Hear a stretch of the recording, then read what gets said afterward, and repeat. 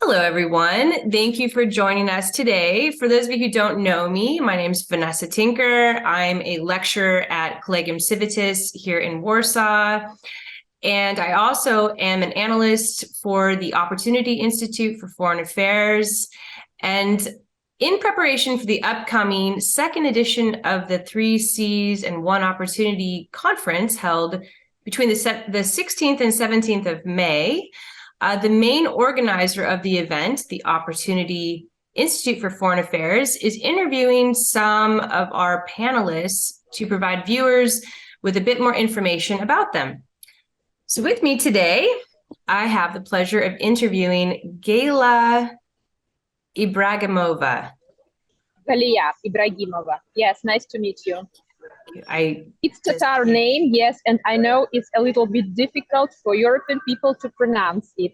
Galiya. It's a beautiful name. Beautiful name. Thank you. So it's Arabic name. Beautiful. Love it.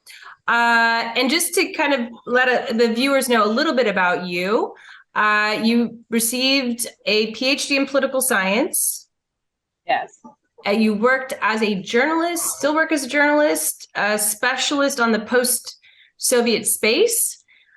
She's written extensively about political, economic, and energy problems of Central Asia and the Caucasus. She cooperates with think tanks and media in Russia and Uzbekistan.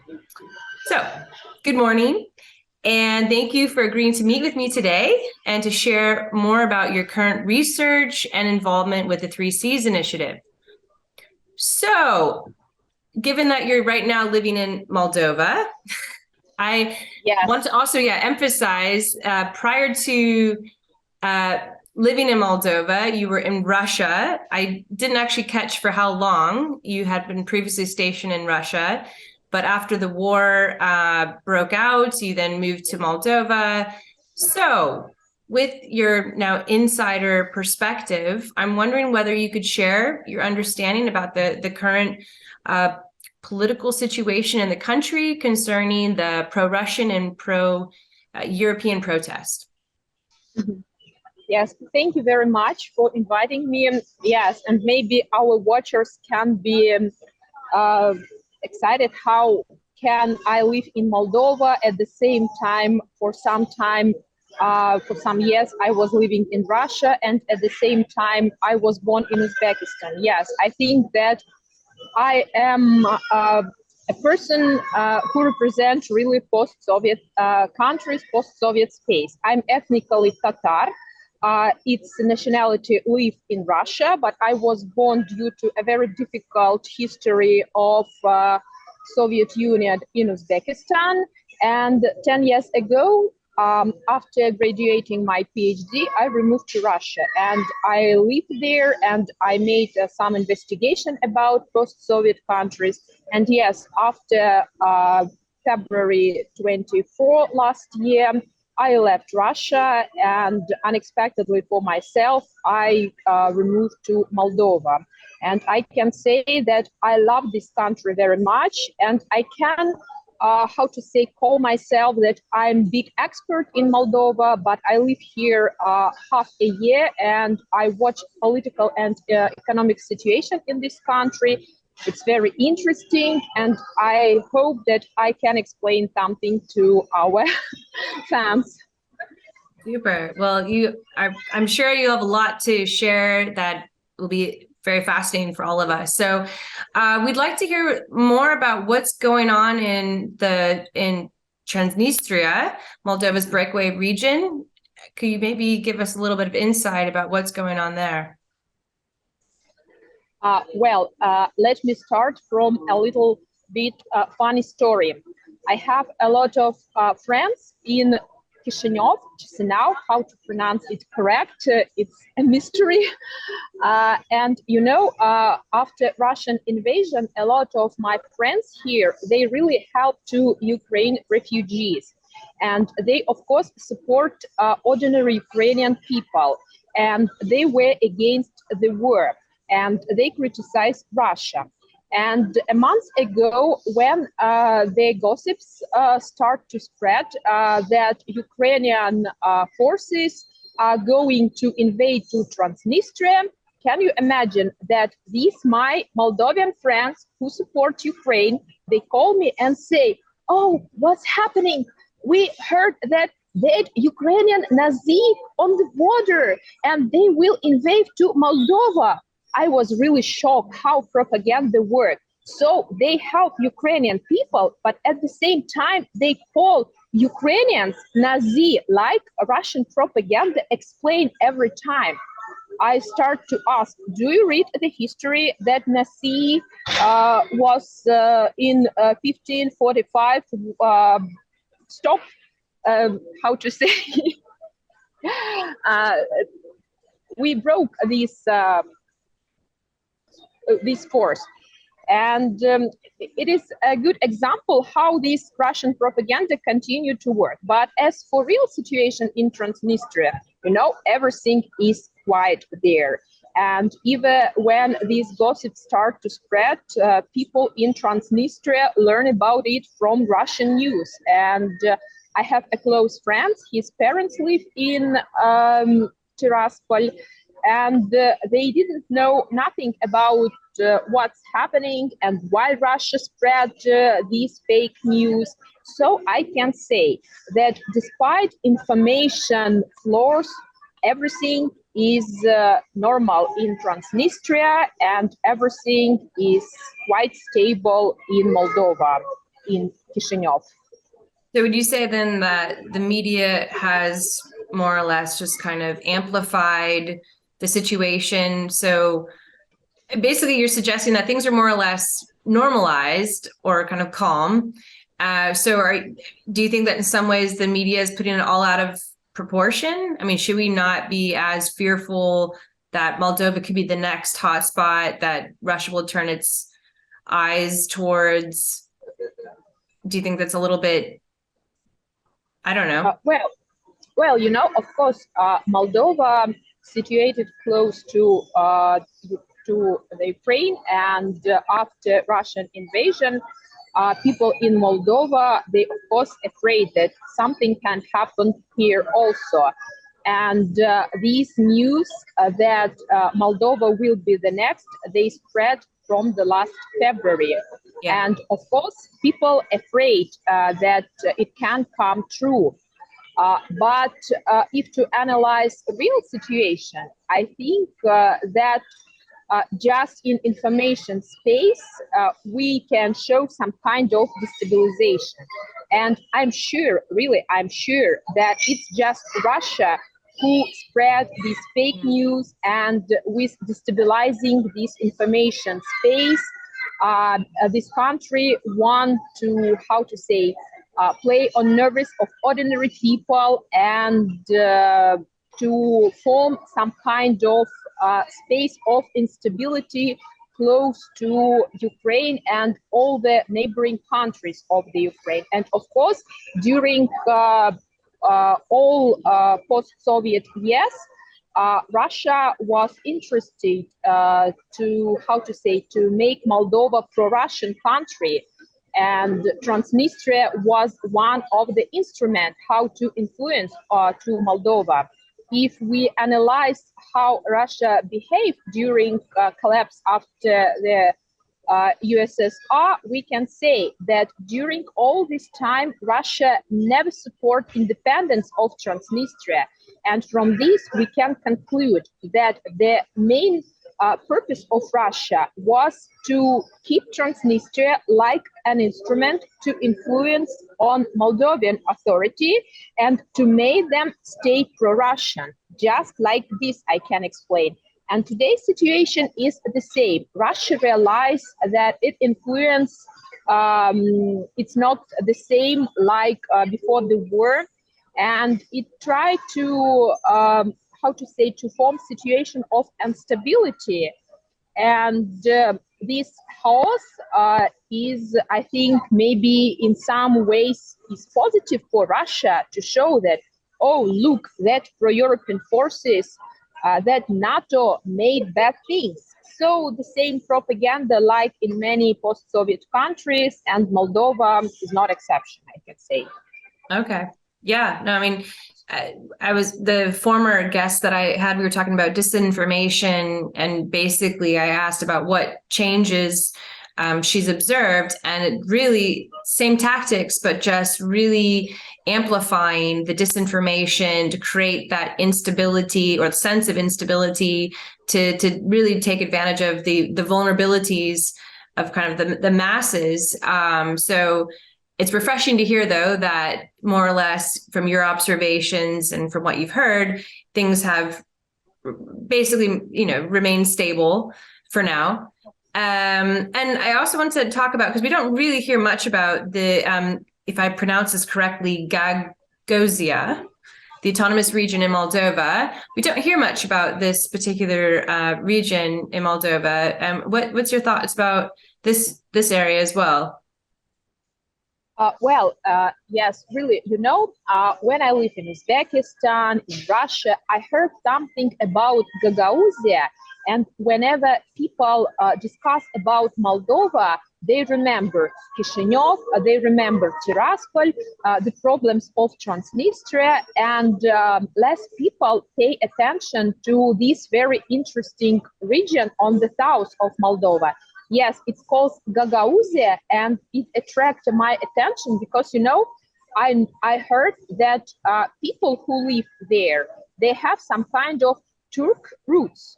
Yeah. So their language are the same like Turkish. Even for me, I understand Uzbek, I understand Tatar, and whenever Gagauz people start to talk, I catch myself that I understand what they say. And they look like maybe me. They, have brown hairs, brown eyes. So really, Eastern roots. And interesting thing that these Gagauz minority, they are Christians, not Muslim. And very interesting tradition. I decided to go to that region, and I spoke with journalists, with observers from that region, and they explained me that from one side, this unnoticeable region is quite stable, but from the other side, it can provoke even more problems than Transnistria. And I try to explain why. After the collapse of the USSR, Gagauzia was also demand to become, to proclaim its independence. Gagauzi people, they live in that region from the beginning of 19th century, and they decided that collapse of the USSR is good opportunity to proclaim their own state. But if to compare with Transnistria, there were no war conflict, and Chisinau and Kamrat, it's the center of Gagauzia. They come to an agreement that Chisinau will provide autonomous status for this region. But interesting thing about Gaguazia, that people, despite their Turkish, Turk roots, Origins. they speak, they speak Russian. And when you ask these people, what can you say about your mentality, about your tradition, they almost all explain, our specific is we are very pro-Russian people. We support Russian every time. And if we shall observe how political situation developed during all these 30 years, really, Chisinau tried to, to show that there is no any problems, that we provide them autonomous status, and it's quite enough. And they tried not to pay attention. And during all these years, Russia support political forces in Gagauzia, the same like in Transnistria. And for example, the head of Gagauzia is called Bashkan. Now it is Irina Vlach, and she also proclaimed herself as pro-Russian forces. So, it's very interesting minority who call themselves Gagauz. They are proud of their Turk roots, Turk origin, but at the same time, they say our mentality is pro-Russian. We support Putin. We love him. And even after February 24, they didn't change their mind. Gagauz people, they really cannot understand why Ukrainian try to, how to say, to Destroy the Russian yes, forces. to destroy Russian forces, and they ask like such naive questions. For example, well, our Ukrainian peoples are so crazy. It's such how to say, they are so lucky that Russia want to put them under its control, and now Gagauz people think that Ukraine is the main obstacles for realizing their dream and the dream of all Gagauzia people to be part of Russia. But due to the geographical situation, just Ukrainian is the main obstacle. And so I asked journalists and political, how to say, observers from the Gagauz region, and they say, for example, even if Transnistria stays stable, Russia can use Gaguazia like an instrument to destroy situation. And there were such, how to say, gossips, maybe it's reality, that if, for example, Russia will give weapons to Gagauz people, they really will fight with Ukrainian for coming their dream come true to become part of Russia. And yes, and a lot of people, they criticize Moldovan authorities that it doesn't pay much attention to this region, because if to, how to say, to predict what can happen next, Gagauzia is very, how to say, suspicious region, I can say so. So I think that a lot of interest to Transnistria, to Chisinau, but at the same time, people know less about Gaguazia. I can say a lot about it. Yeah, it's surprising because, I mean, you never hear about this region at all in the media, really. And so I think you're highlighting a critical issue, actually, and especially when we hear reports, of Russia trying to recruit troops from not only, the breakaway regions within Ukraine, but also potentially some of the other autonomous regions who are pro-Russian. So that's quite actually unsettling, given that it is part of Moldova. And if they are so pro-Russian, what that actually means in terms of the stability of Moldova. Wow. Yeah. That's very unsettling. So we'll keep our eyes definitely in this particular region. Yeah, I mean, the insight you have, it's incredible. And I'm envious you were able to visit these areas as well. I've actually never had the chance to go yet to Moldova. So I am hoping it's on my list. So because I don't want to take up so much of your time, though, I wanted to just change the focus a bit. How did you first become involved or hear about the Three Seas Initiative? Well, I have a lot of friends, a lot of colleagues in Poland, and I communicate with them for many years. And it seems to me it was September or October, as my friend, he told me about this project.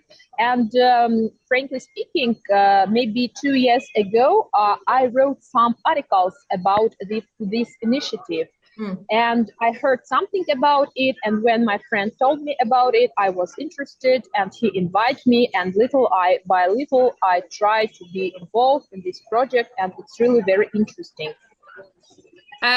Well, given that Moldova is not yet a member, I mean, they're associate partners, but do you think that this is an area that the Three Seas Initiative should prioritize in terms of integrating Ukraine, Moldova, Georgia, for that matter, given the instability with Russia trying to use disinformation, rally support. Do you think that this should be actually more prioritized within the Three Seas initiative? Well, you think it's very interesting questions, and I really thought about it. And for me, it was surprising that when European countries, Poland first of all, uh, uh, start to realize this initiative, they were just Central European countries and no post-Soviet countries. And I would like maybe to ask these countries why they decided to find such approach. I think maybe at that period they're really afraid Russia. How will Russia react and what will Russia say? Because these countries realize that, for example, Ukraine, Moldova, it depends on Russia in some aspects. And it seems to me that maybe it's, how to say, maybe countries involved in this initiative, they afraid themselves to involve Moldova, Georgia, and Ukraine. For example, Romania, it's one of the main members of this initiative. And Moldova is the closest country to Romania, and they think that they are the same culture, the same language, and I think that provide military support. Yes, but I think that everything changed after February 24 last year, and living here, I think that really such countries as Moldova, as Ukraine, as Georgia, they need to be, how to say, to be involved in such project, and they should feel that Central Europe countries, and not just Central European countries, but the whole Europe, the whole Western world, are ready to support them. It's how to say, some kind of assurance that nothing will happen with them also. Of course, it's not about Ukraine, because after Russian aggression, we see that it's very difficult to solve this problem. But as for Moldova, I think it can be really interesting initiative.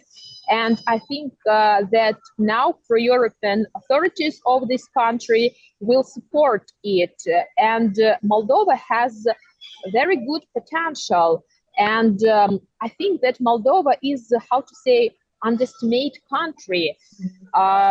It's very open to all initiative, to all the project, but I think that we should ask the members of this Three Seas initiative why they are, how to say, scared to involve this post-Soviet country who is interested to participate in it. It's my viewing. Yeah, I mean, I think it'll be a conversation that comes up during the conference. So it's interesting though to hear your thoughts about it, because I think it should be, in my perspective as well, a prioritized area to think about moving forward and integrating, if anything, at least Moldova, to offset actually the threat of Russia, rather than being scared of the Russian threat, but actually by integrating them, offsetting the threat. So it'll be quite, I think, interesting, engaging discussion at this upcoming conference. And that being said, I'm glad to hear that you're going to be able to attend if everything goes well with the visa processes, which I'm sure will be fine. But I'm really looking forward to having you here in Warsaw, and to, getting to share and, expand on our ideas and understanding of the Three Seas Initiative and how to integrate Moldova, perhaps. And thank you, though, for just taking time to meet with me today and to share your insight. Thank you for inviting me. And it would be very interesting to participate in your conference in May. Thank you. Looking forward to it. So see you soon. Bye.